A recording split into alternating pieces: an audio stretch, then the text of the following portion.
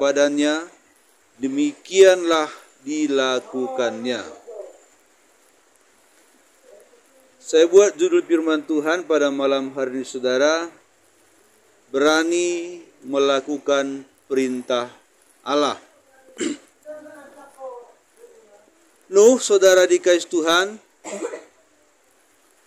adalah orang yang taat di masa zamannya hidup dan paling taat, paling taat bersama seluruh keluarganya dan menantunya. Oleh sebab itulah maka Nuh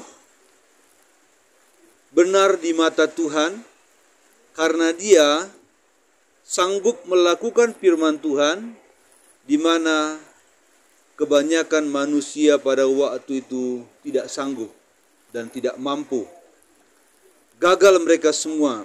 Tetapi Nuh berhasil memimpin keluarganya takut akan Tuhan.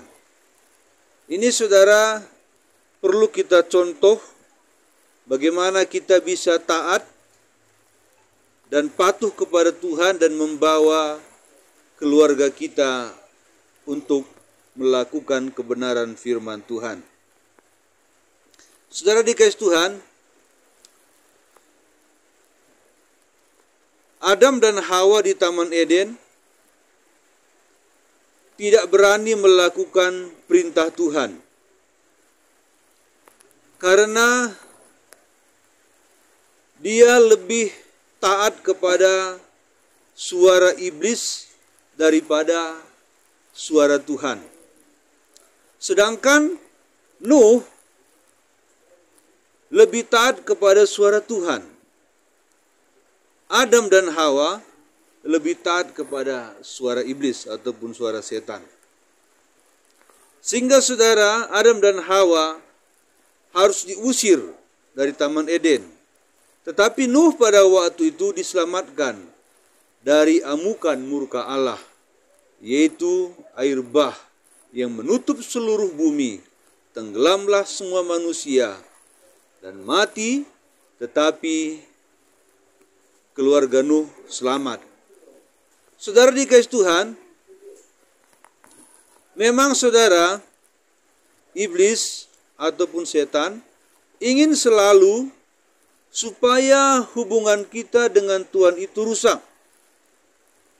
supaya kehendak hati kita melakukan firman Tuhan itu gagal, supaya seperti Adam dan Hawa bisa dirusak oleh iblis hubungannya, sehingga rusak total, rusak sekali, sehingga harus mendapat hukuman dari Tuhan.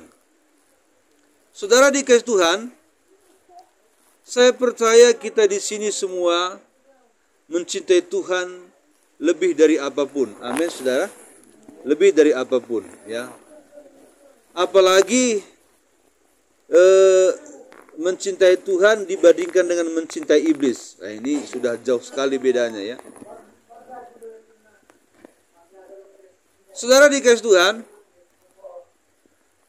kita mencintai Tuhan, kita harus mencintai Dia lebih dari apa yang kita punya, lebih dari semua yang kita miliki. Kita mencintai Dia tidak pandang situasi, tidak pandang sikon, selalu mencintai Dia apapun yang terjadi. Jadi, saudara dikasih Tuhan, kalau kita sudah mengenal Yesus saja secara pribadi, itu sungguh luar biasa sebenarnya. Bagaimanakah kita sudah mengenal Dia dan bagaimanakah hubungan kita itu begitu intim, indah dengan Dia, dan itu merupakan satu berkat terbesar selama kita hidup, di mana, saudara dikasih Tuhan, kita telah menemukan tujuan hidup yang sebenarnya. Itulah yang tidak disukai oleh kuasa-kuasa gelap, yang tidak disukai oleh penghulu-penghulu di udara. Maka hubungan kita yang baik itu akan selalu diincar, akan selalu dibidik oleh iblis, supaya hubungan kita itu retak dengan Tuhan. Tapi apapun yang terjadi, saudara, mari kita tetap berusaha untuk melakukan kehendak Tuhan, walaupun kita tergoda, walaupun kita digoda, walaupun kita mengalami kesulitan, walaupun kita mengalami keberkatan. Saudara dikasih Tuhan, bangsa Israel pada waktu keluar dari Mesir, saudara, pada awalnya hubungan mereka itu baik dengan Tuhan, baik sekali. Pada waktu mereka keluar dari Mesir masih baik.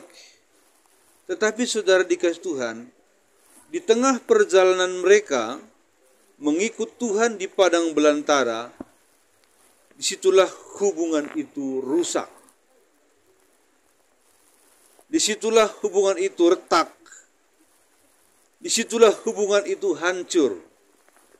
Sehingga saudara, bangsa Israel memutuskan untuk memilih apa kata dunia, untuk memilih apa kata kuasa-kuasa kegelapan, untuk memilih meninggalkan Tuhan. Itulah sebabnya saudara dikasih Tuhan, pada malam hari ini, mari kita lebih sungguh-sungguh lagi mengikut Tuhan. Karena kalau kita lebih sungguh-sungguh mengikut Tuhan, maka kita tidak akan dikecewakan. Situasi saudara bisa berubah. Sikon pasti berubah. Tetapi cinta kita kepada Tuhan janganlah diubah oleh situasi dan kondisi. Kadang mengikut Tuhan saudara susah.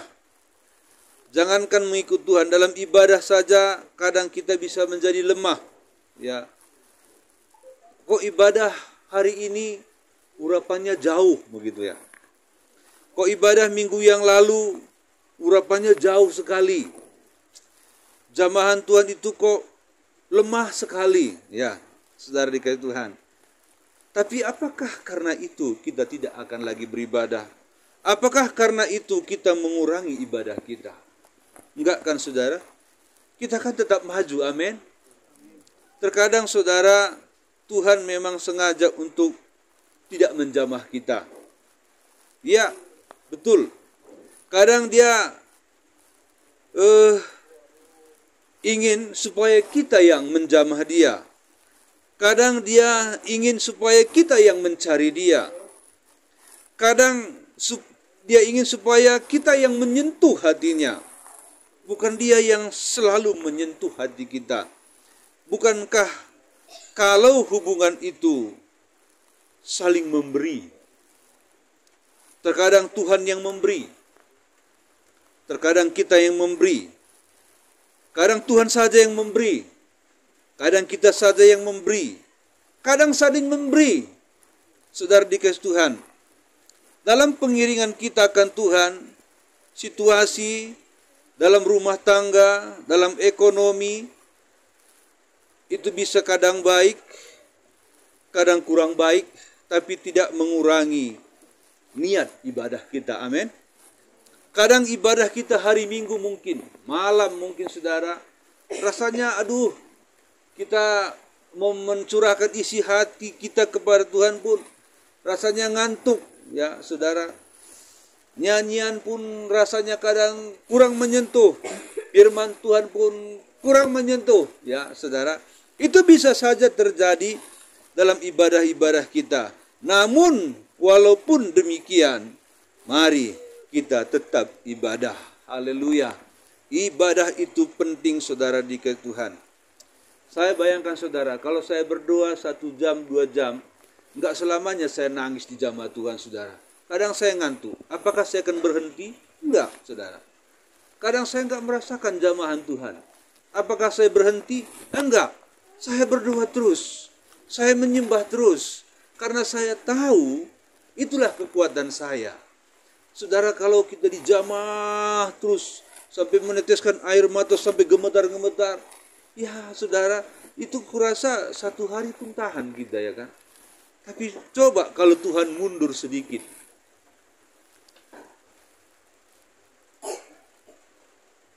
Coba buka.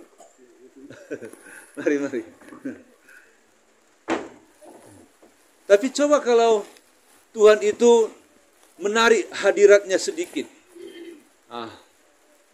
Bagaimana? Apakah kita masih tergila-gila mencari Dia? Apakah kita masih semangat mencari Dia? Ya, saudara, saya rasa kita akan tetap semangat. Karena judul firman Tuhan tadi pun berkata, berani ya melakukan perintah Allah. Amin. Jadi susah pun, senang pun, ibadahnya enggak enak pun, ya tetap setia, tetap melayani Tuhan. Karena itulah yang Tuhan mau. Saudara dikasih Tuhan, dalam pergulatan kita mengikut Tuhan, dalam pergumulan kita mengikut Tuhan, suka duka yang kita hadapi mengikut Tuhan, disitulah Tuhan ingin lihat betapa tegarnya iman kita. Wow, luar biasa iman anakku yang ini. Rupanya dia tidak melihat apapun untuk mengikut aku. Tidak ada satu hal apapun yang membuat dia bisa lemah, yang membuat dia bisa mundur. Maka pada saatnya nanti Tuhan akan ganti semua pergumulan-pergumulan kita, air mata kita, harapan-harapan kita, cita-cita kita, mimpi-mimpi kita, Dia ganti semua dengan mahkota yang abadi. Haleluya. Tertulis dalam Wahyu 2 ayat 7, Wahyu 3 ayat 5, enggak usah buka saudara. Di sana dikatakan bahwa setiap orang yang menang dalam pergumulan hidupnya mengikut Tuhan, setiap orang yang menang dalam pergulatan,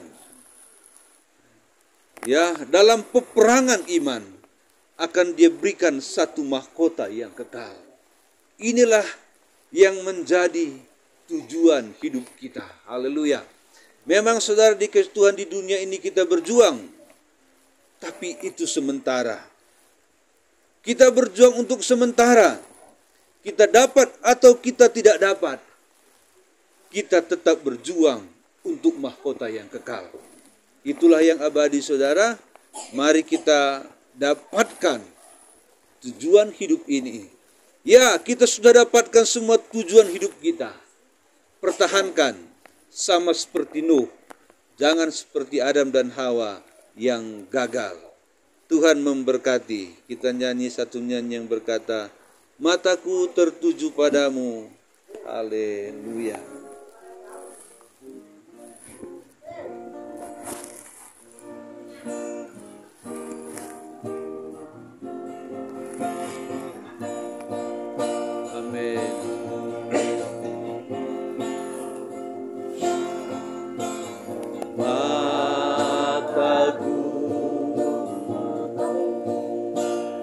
Tertuju padamu,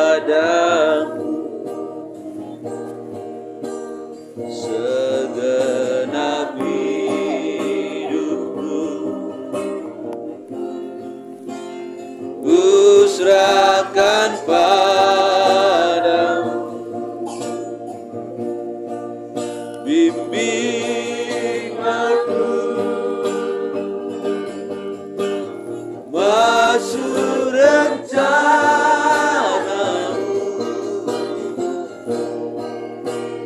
ku membesarkan rajamu, umat mengikuti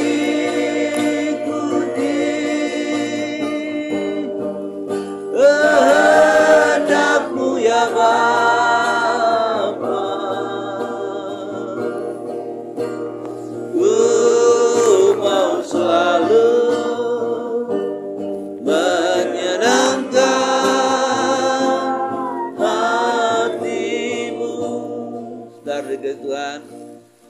kita harus selalu menyenangkan hati Tuhan.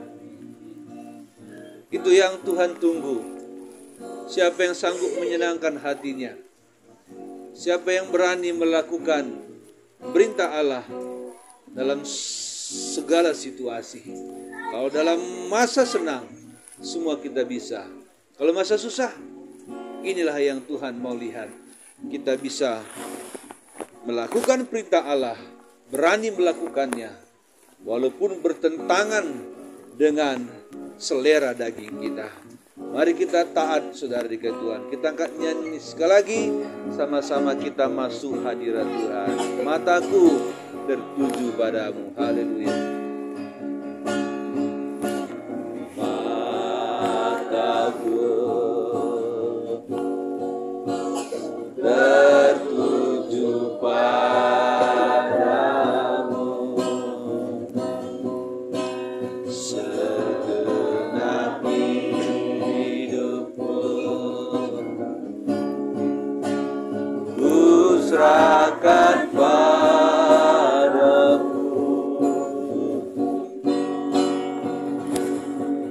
Bimbing aku masuk rencanamu,